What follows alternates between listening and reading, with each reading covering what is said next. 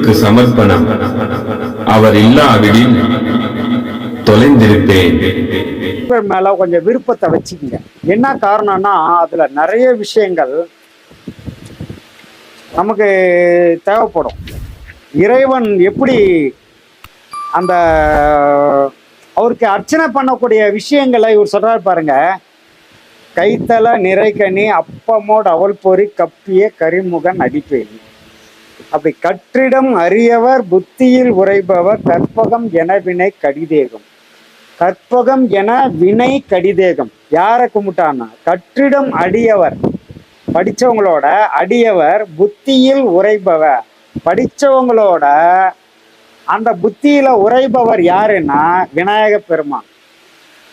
அவர் எப்படி இருப்பார்னா மத்தமும் மதியமும் வைத்திடம் அரண்மகன் மற்பொருள் திரள் புய மத யானை. யானை மாதிரி உருவத்தை உடையவர். மத்தள வயிறனை உத்தமி புதல்வனை மட்டவிழ் மலர்கோடு பணிவேனு. மத்தள வயிறான் அதை பருத்து இருக்கோம் இல்லையா. மத்தள வயிறனை உத்தமி புதல்வனை மட்டவிழ் மலர்கோடு பணிவேனு. இந்த மட்டவிழ் மலர்கோடுன்னா என்ன சொல்லுமா? பூக்காத பூ, முட்டு. அது பூக்காத பூவை வச்சுதான் அவருக்கு பூஜை பண்ணணும். மட்டவிழ் மலர்கொடு பணிவேன்.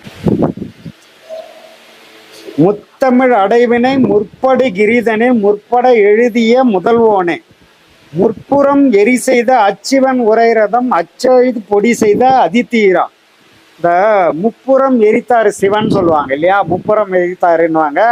அப்போ முப்புறம் அந்த கோவ கனல்ல அவர் எரிச்ச உடனே அச்சிவன் உரைரதம், முருகர் போய் அச்சிவன் உரைரதம் அச்சது பொடி செய்து அதித்தீரா.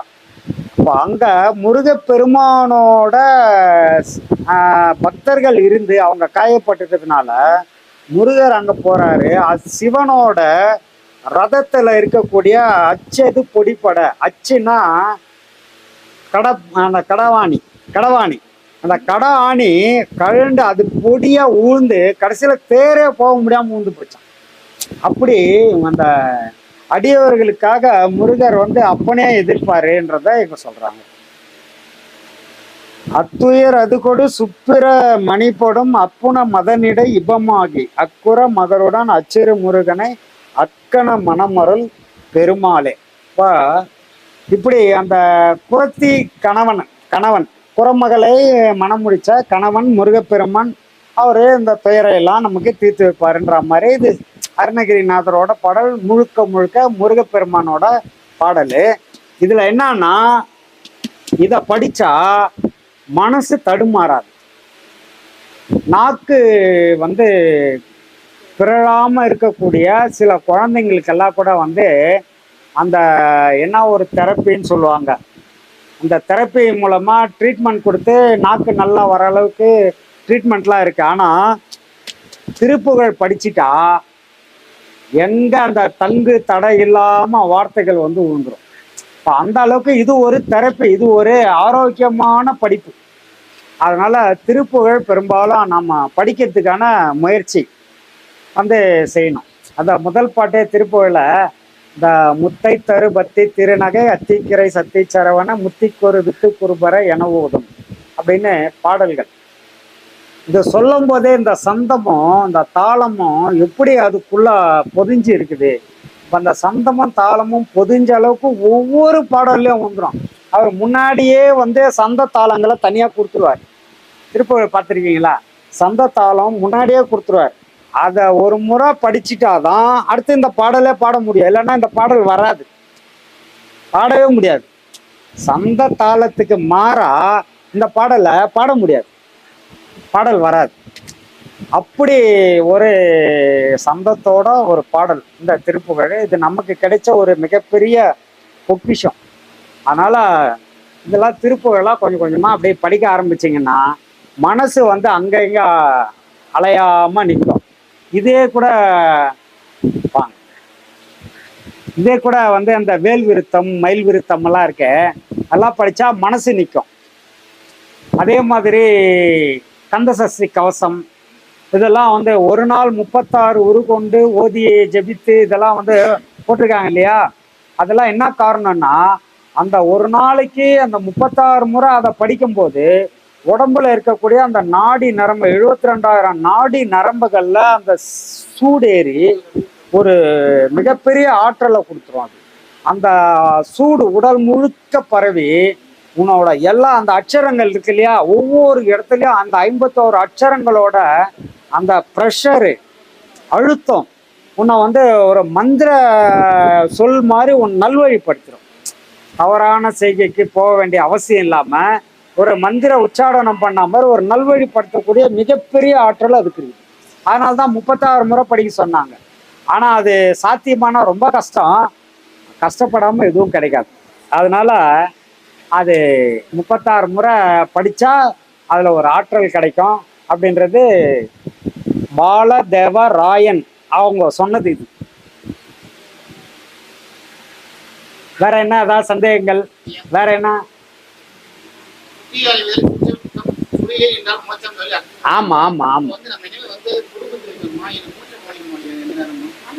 சுற்றியே அது பாட்டை நல்லா கவனிச்சா உனக்கே புரிஞ்சிடும். சுற்றியே சூட்சம் மோட்சம் மோட்சம். ஆமா, மூச்சை கவனிச்சா சுற்றியே அலையிறது தான். சுற்றியே அலைஞ்சால் சூட்சம் சூட்சம், சுழியிலே மனசை வச்சா மோட்சம். அப்போ சுற்றி அலைஞ்சாதான் சுழிக்கு நீ போக முடியும். முதல்ல சுற்றி அலையணும். அப்போ ஏற்றி இறக்கி இருகாலம் போரிக்கும் காற்றை பிடிக்கணும். காற்றை பிடிச்சாதான் அப்ப சூட்சத்துல நீ போய் நிக்க முடியும். சூட்சத்துல நின்னாதான் உனக்கு மோட்சம். அந்த சூட்சம்ன்ற புருவ மையம். ஆமா, புருவ மையம். நம்ம கொடுக்குற பாடெல்லாம் கூட அங்கதானே கவனிக்க சொல்றோம். மனசை அங்க வையன்னு சொல்றோம் இல்லையா? அப்போ மண்மனம் எங்குண்டு வாயு அங்குண்டுன்றோம். அப்போ மனசு அங்க போயிடுச்சுனாலே மூச்சு காத்து அங்க போயிடும்னு தான் அர்த்தம்.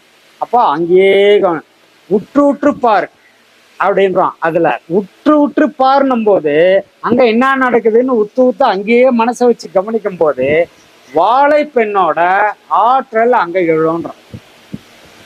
அந்த வாழை பெண்ணோட ஆற்றல், வாழைப்பெண் என்னன்னா திருமணமாகாத கன்னிப்பெண், அதோட ஆற்றல் மிகப்பெரிய சக்தி வாய்ந்த பலம் வாய்ந்த ஒரு ஆற்றல் அங்க இருக்கு. அப்படின்னா அந்த ஆற்றல் எப்படி நம்ம வெளியில கொண்டு வர முடியும்னா மூலாதாரத்துல இருந்து எழுப்பினா, மூலாதாரத்தின் மூலமா அங்க வந்தா அந்த ஆற்றலை வெளிப்படுத்தலாம். அது வெளியில வந்த அந்த ஆற்றலை நீ அனுபவிச்சின்னா உனக்கு தேவையான அனைத்து வகையான எனர்ஜியும் உனக்குள்ள வந்து சேர்ந்துடும். ஏன்னா அவ்வளோ பெரிய ஆற்றல் உனக்குள்ளதான் இருக்குது. இப்போ நம்ம நிறைய பாடம் வாங்கினவங்களுக்கே தெரியும், நமக்குள்ள அந்த வெளிச்சம் இப்போ பார்த்தவங்களுக்கு தெரியும், அவ்வளோ பெரிய ஒரு பேரொலி இருக்கு நமக்குள்ள. இவ்வளோ காலம் நமக்கு தெரியல. அது மாதிரி இந்த ஆற்றலை அனுபவிக்கிறவங்க அந்த சுழியில நின்று அந்த ஆற்றலை ஒரு முறை பார்த்துட்டு அதை அனுபவிச்சு அந்த பேரொலியை அனுபவிச்சுட்டாங்கனாலே அதை அந்த ஆற்றலோட விளைவு என்னன்னு அவங்க புரிஞ்சுக்குவாங்க. அவங்க உடல் அதை அனுபவிச்சிருக்கோம். அப்போ அதுல இருந்து மாறாம மனம் ஒடுங்கும். அதுலயே ஒடுங்கி இருக்கும். என் குருவுக்கு சமர்ப்பணம். அவர் இல்லாவிடில் தொலைந்திருப்பேன்.